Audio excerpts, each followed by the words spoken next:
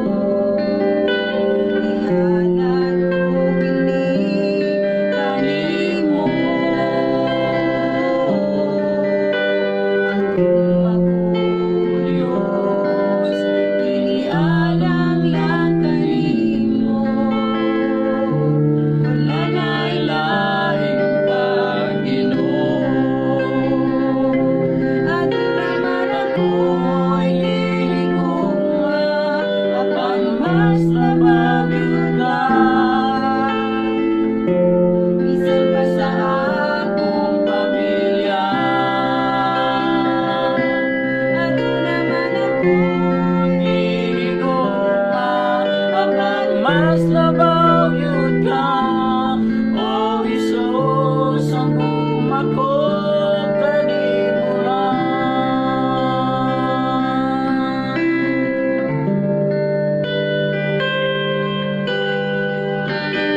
Diyos sa kinabuhi ko, ihalat ko kini kanimo.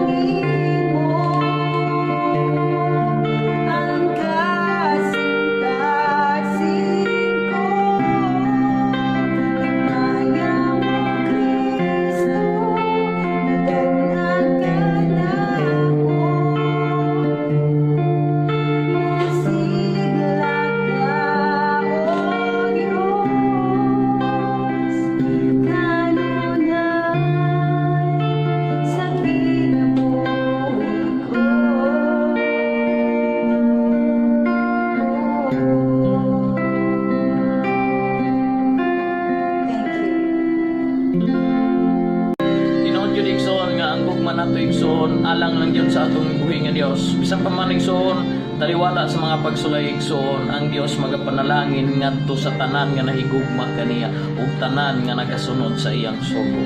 Salamat kaninyong tanan sa pagtanaw, salamat sa pag-watch karon. Ang buhi nga Dios nga mao ang atong Ginoong Hesus mo'y magapanalangin sa atong tanan. God bless mga igsoon.